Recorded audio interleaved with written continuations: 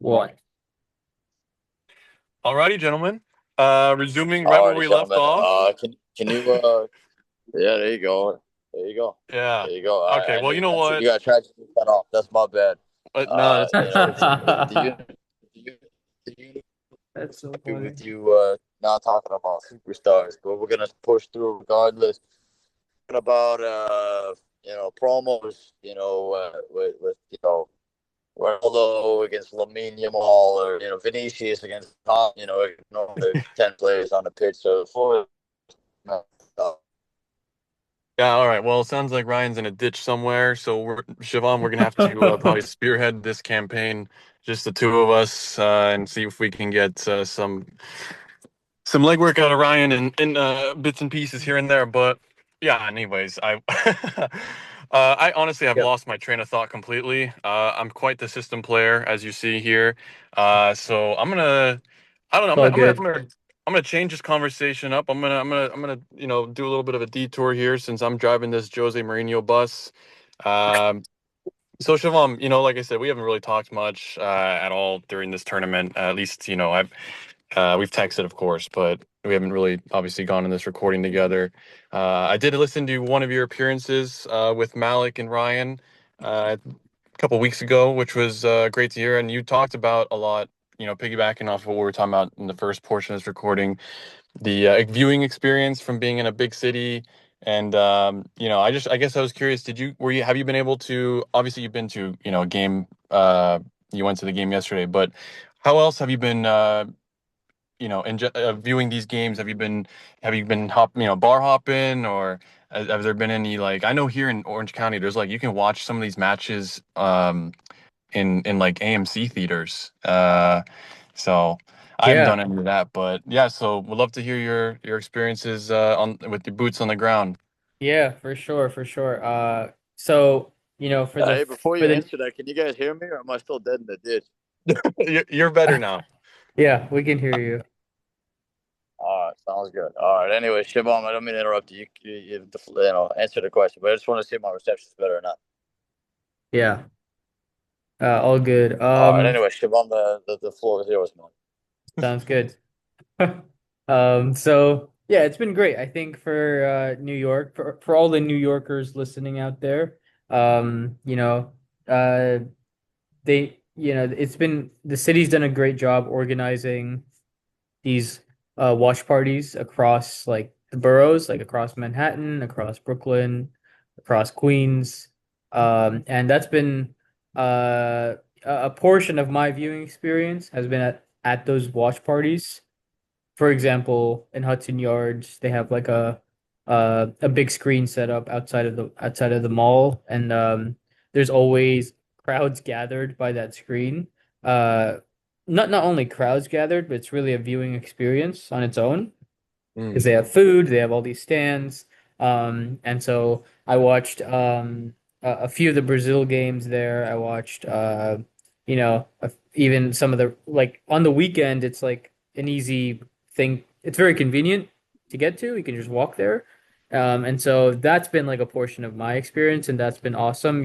You see a lot of fans show up supporting their countries at that one and across watch parties throughout the city. And like whenever there's a goal, everyone's just going nuts, and the atmosphere is insane. Even after the game, there's like people like recording videos and TikToks and whatever just to get like people's reactions right after, like interviewing people, interviewing fans. And so that's been awesome to see as well. And so that's been like maybe like 40% of my viewing experience. Most of it actually other than the game yesterday has just been at home or on my phone because a lot of the games have been on the weekdays. And so yeah, I think like it's just convenient to kind of just chill on the couch and just put on a game. And it's great. It's because there's a game every 2 hours, every 4 hours, and you can just keep the TV on and really just get the full soccer experience. I don't know about you guys. Do you guys have any soccer fatigue? I certainly don't. This could keep going for like 2 months and I'd still watch. I know I love it too, man. it's the World Cup, man. Part of me wishes it would happen every year. Obviously, you know, it would lose its luster if that were the case, and it wouldn't be as special of an event probably. But no, I mean, I'm glad it happens only every 4 years because you get the kind of energy and passion, and it just creates le- something that's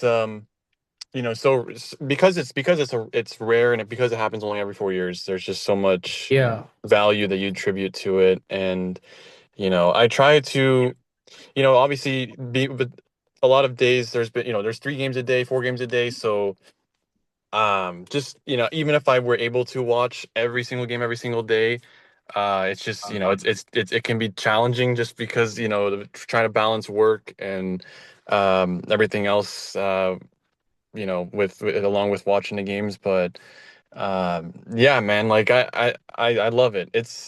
Yeah. I wish it's gonna be sad in a couple of weeks when the games are over, and it's like, yeah, what if we got you just it's gonna feel like you're gonna get some like post World Cup depression. I mean, I get that sometimes with the Olympics too. Like whether it's the Winter or Summer Olympic Games, you're so used to just having these random events on, even if you're not like intently watching each little Right. thing that's on. It's just nice to have like that on, and and knowing that the whole world is kind of focusing on one thing. Sometimes it feels like we're so far apart in many ways, but what's great about these events, the World Cup, the Olympics, is that it kind of just makes us feel it makes the whole world feel a little bit smaller, and Yeah. and it's really nice. But 100%. yeah. Yeah. 100%. I actually am curious. We never really got to talk about this. If you, and I can't remember if you already did one on the previous episode, but would be good to get your what your prediction was for the World Cup winner or the bracket, how you thought it would unfold and how it's actually unfolded. How far apart have those two been? Or has it been in line with what you expected? Um, it's a little bit of both. I've gotten quite a bit right, but also quite a bit wrong as well. I mean, I think the difficult thing about this World Cup, I mean, because there's 48 teams, and because there are, with just the nature of the fact that there's 48 teams, and the fact that you have 8 out of 12 of the third place teams advance, it can really kind of muddy the waters a little bit in terms of depending on which teams you have which third place teams you have advancing, it can completely change the layout of your bracket, so to speak. Sure. So I think it's in terms of like, the every single game, like every little detail of the group stages and the brackets. I mean, yeah, it's not been necessarily pretty as far as my predictions go, because I had, for example, I think I had a team in. Let's see. Let me just look at the groups really quick. I had Group A, for example. I had South Korea finishing. No, that maybe that would be a bad example. Let me see. Oh, Group C. Group C. I had Brazil, Morocco, and Scotland all advancing, but that was Okay. one of the groups where a third place team did not advance, and because there was no third place team that advanced out of Group C, it kind of because I think there's like Yeah. 495 different combinations of so. Yeah, but as far as like I guess from 10,000 foot view of things, like you know, I think my predictions have been pretty solid. I'm very much in line with a lot of people had. I think as far as just to cut to the chase, as far as who I had winning the tournament, I think, and a lot of us had the same thing. But I had France. I had France winning the whole thing. I had them beating Argentina in the final, and in a rematch. And yeah, I think this French team. Uh, France for the past eight, ever since 2018 when they won in Russia, they have been the best national team on a consist from a just on a consistent basis since 2018. And this iteration of France is definitely different from that team that won in 2018. There's some common denominators, obviously, namely the head coach Didier Deschamps, Kylian Mbappe, um, Ousmane Dembele, of course. But they've definitely have kind of reshaped the way that they approach matches.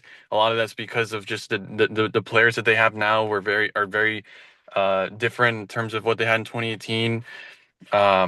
But I think I felt very confident that France was going to win this tournament. I felt that way for the past several months. Yeah. It's not necessarily what I would like to see, just from a personal view standpoint, because it's nice to see. Uh, it would be nice to see like a different team, enjoy success. And it's a similar reason why, if Argentina were to win, it would be, I don't want to say a letdown, but it's just nice to see different teams enjoy success.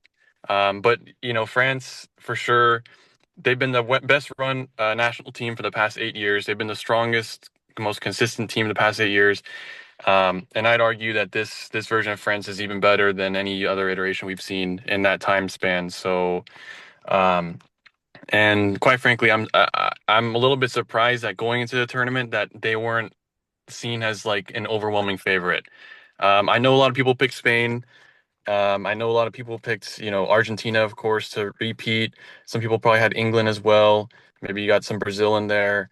But yeah, I mean, yeah, this French team is just I almost and I don't want to maybe go this far, but I almost part of me feels like if they don't win this tournament, I mean, winning the World Cup is hard. It's hard, but like they I don't see a scenario where they don't win, and I think it would be a huge disappointment if they don't somehow win this. And it's a testament to how good they are and how good they've and I mean just the way that they've played since this tournament has began. It's only confirmed a lot of my beliefs about this team, and so yeah. So I mean, as far as if I'm gonna, yeah, give credit to myself in terms of predictions, that's definitely something giving myself a big pat on the back. Not that I was really Nice. going out of, not that I was really going out on a limb by picking France to win, but I kind of was a little bit surprised by.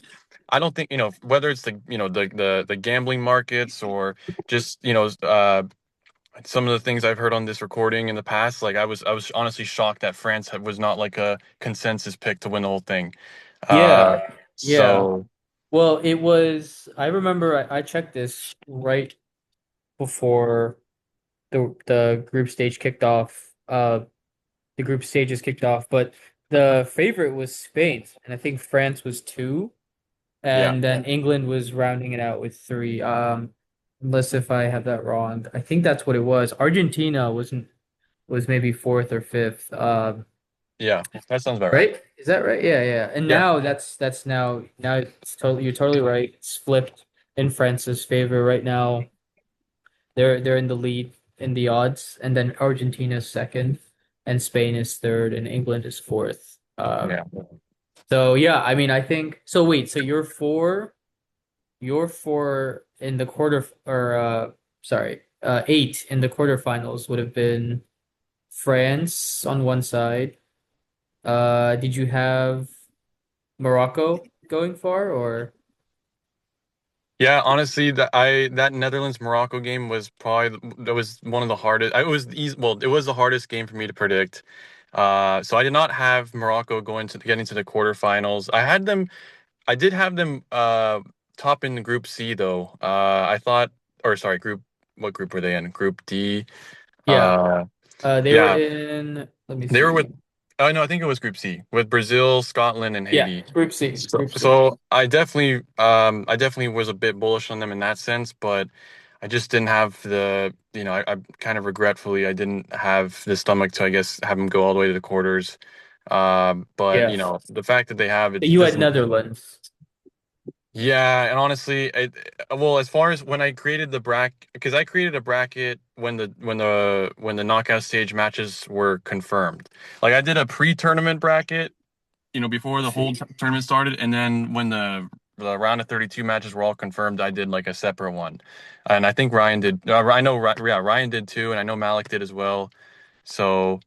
It'd be interesting to be able to compare and contrast there. But something I got wrong this tournament that I really, and I honestly, maybe I'm too stubborn, but I would do it again if I could. And maybe it's the Japanese propaganda getting to my head, but like I had Japan winning that group with the Dutch and the Swedes. I think my boldest prediction of the tournament was I had Japan finishing first in that group, I had Sweden finishing second, and I had the Dutch finishing third.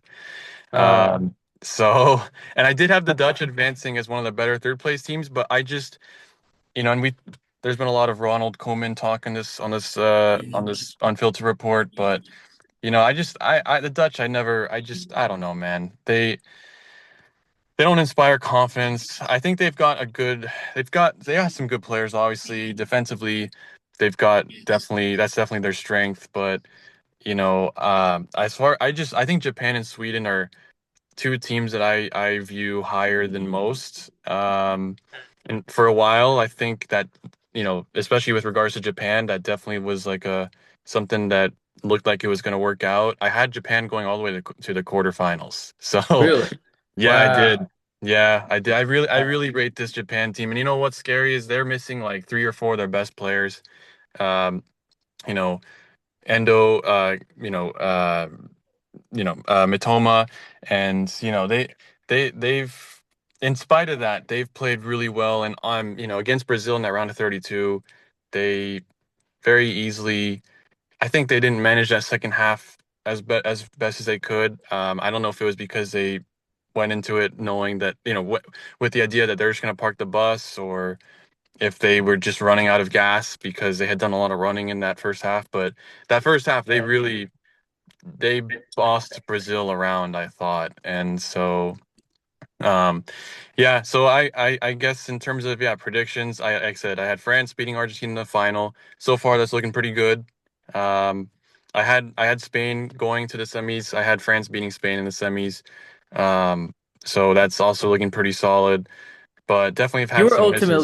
You were ultimately right, validated with the Dutch prediction. They just went a little bit further than you expected. Although no, if you had them advancing, they I had them advancing as one of the better third place teams. Yeah. right, and ultimately they ended up getting round of 32 knocked Right. out, which is what you had, right? Yeah. Yeah, Yeah, and like, they had one of the tougher matchups. I mean, going yeah. against Netherlands, Morocco in the round of 32, well, I It's mean, that's tough, dude. That could have easily been like a round of 16 or maybe even a quarterfinal tie, especially when you contrast it with, say, Australia, Egypt. That's a mhm. Australia Egypt was another matchup in the round of 32. It's like on the one hand you have Australia versus Egypt, then you have Netherlands and Morocco. Yeah, definitely. Some of these teams have gotten the short end of a stick when it came to how the bracket panned out. Like, Brazil, Japan, that's, another one of those matchups that should probably happen a little bit later in the tournament. But and I mean, yeah, Spain, we got Yeah. Spain, Portugal in the round of 16.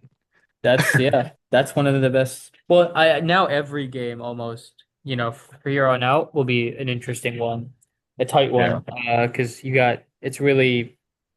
you're really narrowing the field here with like the real good teams left in the tournament. The real top contenders, and so I think it'll be interesting to see, which ones keep advancing. I'm curious, did Ryan also have the same finals matchup, or I don't know if Ryan is Yeah, if Ryan's here. Ryan's You guys here? hear me? Yeah. What was your prediction? Or I think if I remember correctly, I think before the tournament, I had, and I think D said it best. I think it was really the pre-tournament bracket was always going to be somewhat of it's not like a traditional bracket where you just kind of go down the line, with all the third place contingents. It was always kind of you just kind of throw darts at the dartboard. But I think I had France and Portugal, which now I think with the round when the round of 32 came out, Hmm? France and Argentina. I'd be pretty confident that it'll be those two in the final. But sports, you never know for certain. Okay, so you had But yeah, France, Portugal. I'm with I D. I see. don't think anybody beats France. I think they just have too much talent. And I think Yeah. they're also, they have the best attacking talent, but they also are, and it's a credit, to them that they're able to win ugly, and they can also win, they can win sexy as well. So I would be shocked if they lose. Yeah. Yeah, I mean, we saw that yesterday. They could win ugly in a physical battle. Yeah, Um, I mean, you saw that for your, live yeah. in person up front. Yeah, yeah. I, I saw your boy Olise. He was good. Dembele. Yeah, Honestly, and these you got to give credit to Didier, and France, with the move to kind of put Olise, in the middle of the pitch. It's been a great tactical adjustment, great decision. That yeah, that's been a joy to watch, as yeah. well. For sure. If we were to shift our attention to tonight's game real quick, I'm curious to hear how both of you are feeling, Well, especially let's D. let our resident Mexican Yeah, yeah, yeah, correspondent over yeah. here. oh man, I'm a little bit jittery, man. Pretty nervous. It's a big game. I'm always nervous for World Cup matches involving any one of my nations, but this one, I think I feel a little bit bullish. I think we it. I think we've got a real shot against England. The way that we've been playing so far in this tournament, it's honestly exceeded my expectations a little bit. I always knew I was confident that we'd get out of the group. And I was confident that we were we would do enough to definitely, especially with, our group wasn't the strongest of groups. Czechia, I felt like, we were always gonna have success against. South Africa as well. South Korea I was a little concerned with. I still felt like we would finish above them, but I've honestly been I'm kind of gobsmacked at how horrible South Korea have Yeah, been this tournament, man. yeah. I think a Um, lot of people were bullish on them. yeah, I mean, I had Mexico topping the group and South Korea finishing second, and South Korea, I felt very confident about that. I came on the first night of the World Cup with Ryan, and I spoke very highly about Japan, South Korea, and Australia, those and Iran as well. I mean, the four giants of Asia right there, and because I kind of have always felt like those four teams have never been given the credit that they've deserved, especially for their performances in recent World Cups. You know, um, all four of them have performed admirably. In different ways. Japan have gotten out of the group now on a consistent basis in World Cups. Australia have always punched above their weight in World Cups. South Korea, um, you know, they've had some big wins in recent World Cups as well. And then Iran, like, you know, maybe not getting haven't gotten out of the group, but I'll never forget in 2018, and Ryan can speak to this better than anybody. In a group of death that consisted of Spain, Portugal, and Morocco, Iran were this slightest of margins from getting out of that group. They were, I mean, sorry to bring up old traumas, Ryan, but that's something that when you look back at that tournament, for example, not to get too deep into this rabbit hole, but you think, okay, yeah, you kind of just forget about, I guess the casuals would probably forget, Iran performed really well in that tournament and had a real good shot of getting out. And it just kind of escapes the memory, but that's something I always remember. And it's kind of just it adds to this notion. I think I just feel like those Asian sides, they and maybe that's a take that's kind of poorly dated now because of how poorly generally the Asian sides have performed this tournament in terms of getting out of the group. I mean, only Japan were the only, oh, and Australia as well. But other than those two, it's been a rough World Cup for the AFC. But yeah, I mean, South Korea, that's another one. I mean, if I'm gonna take, I got to take an L. I had South Korea confidently getting out of the group, and they were atrocious. They didn't look like they wanted to score goals. They didn't. I mean, they were just they were content with just passing the ball around and having no urgency and just doing nothing. I mean, so but yeah, so it's the group stage went very well for us, and it was refreshingly stress free in that sense, not giving up a goal in those three matches, and then the round of 32 match against Ecuador. Yeah, man. I mean, we that first 30 minutes, I haven't seen Mexico play with that kind of fast-paced energy. Playing at that pace, I haven't seen Mexico do that since 2014. I mean, it was breathtaking to see. And I think that the Azteca crowd was so so massive in that sense. I think the players fed off the atmosphere, and the atmosphere fed off the performance on the pitch. Sure. And it's been magical. Every game, and so far, all four games have been just just pure magical in terms of the atmosphere and just seeing.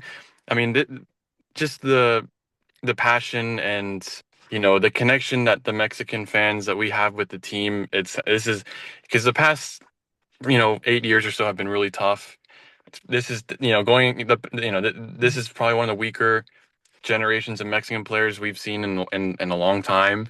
So going into this tournament, I was always, as much as I was bullish that we'd get out of the group, didn't have as much confidence that we would go much further than any further than the round of 16. But I've been very pleasantly surprised by how things have gone so far, and it just feels like it's we've Yeah. with the yeah, it's been awesome. And so this game against England, it'll be tough for sure. I think both teams have similar style of playing. Um, I wouldn't be surprised if it's a low scoring and it's very physical, but it's going to be an outstanding atmosphere. It probably will be the best atmosphere we've seen in all tournament so For far. sure. So Yeah, um, and your fans have been amazing. Mexico's fans have been yeah, the energy has just been oh, really, really awesome. By the way, not that this helps things, but this just in. Want to get your reaction. The game is delayed by an hour because of lightning. So it'll be well, kicking off at 6 p.m. Eastern. yeah, yeah. You know what? Or The game against Pacific, yeah. Yeah, the game against Ecuador was also delayed, and there was talks that this game would be moved up perhaps earlier to around noon our time because of the Yeah. weather concerns. So Gotcha. obviously that never transpired, and the game ended up, not being moved, and now we have this situation. But honestly, I think I'm all for it. I think it's the Azteca gods. I think, I think it's gonna work to our benefit, man. I want the game to be, I want it to be hot, I want it to be muggy, I want it to be rainy, I want those England players to feel like they're playing in a different world. Like I it's gonna be fun, man. It's gonna be a lot of fun, and I really hope that we can get the victory. It would be one of the biggest wins in Mexican soccer ever. It won't be easy, but yeah, man, if nothing else, I'm just looking forward to seeing what it's gonna look like. And yeah, Yeah. man. Who are some key players you're keeping your eye on from Mexico's side today? I Gilbert, think their leading scorer is not in the lineup, right? Quinones? I actually have not looked at the lineups yet. Let me check it out. No, he He's is. like, he is I'm look. okay. Okay. Yeah, we've got. Yep, Quinones is up top. The same front three we've been rolling all tournament with Alvarado, Jimenez, Quinones. Uh, if I have one player to point out, in the interest of time, if there's one player I had to point out just to get this out there before anything. Gilberto Mora. He's been a revelation, not necessarily a revelation to Mexican fans, because we've all been excited about him for about a year now, ever since he made his debut in the Gold Cup last summer. Yep. But he is, man, just tonight, keep an eye on him. Number Yep. 19, 17-year-old kid, man, and Wow. he is wise beyond it. When he's on the ball, he looks like he's 29. He's got the composure, and he's got just the certain moxie about him that he's a special talent. I talked about him again on the first night that me and Ryan went on June 11th, but Yeah. he's I think he's a name that will become a lot more well known in short order. So For sure. yeah, just Yeah, just when wise beyond his years. in the last game he had 3 shots, I see, Yeah. on goal. So that was, he can keep that trend up, the momentum up. Yeah. Um, Yeah. I think he can. I mean, look, he's not the most physically imposing presence in the midfield. He's short in stature. 5'6". But and so he's not the most physical presence. But when with the ball at his feet, it's he's a really talented kid, man. And I haven't been this excited for Mexican talent since Chucky Lozano, about a decade ago. So and I think again just the maturity that he's shown on the pitch for someone his age, on this kind of stage too. I mean, to be 17 years old and to anchor at the midfield for your host nation, um, it's pretty inspiring. So keep an eye on that would be the guy I'd tell you to keep an eye out for tonight's game. yeah, okay, will do. Um, but yeah, man, I think we should wrap it up there. But this was a great experience. Great to get on and talk to you boys. And we'll see, I like both of your predictions. I'm actually right there with you. I had Spain winning it all against, I don't remember, I think it was against, I think it was Spain, Argentina, or what was it? Let me go back and check. But I actually am gonna stick by that. I still have Spain winning it all. So we'll see who ends up being right. But as always, a pleasure talking to you both. Yeah, hey, love you guys. This was fun. We'll definitely do it more. In the upcoming days, weeks, months, years. Cheers, man. Yeah, Yes, sir. yeah. Oh, I see. Okay, so it was, yeah, I had Spain and what you call it?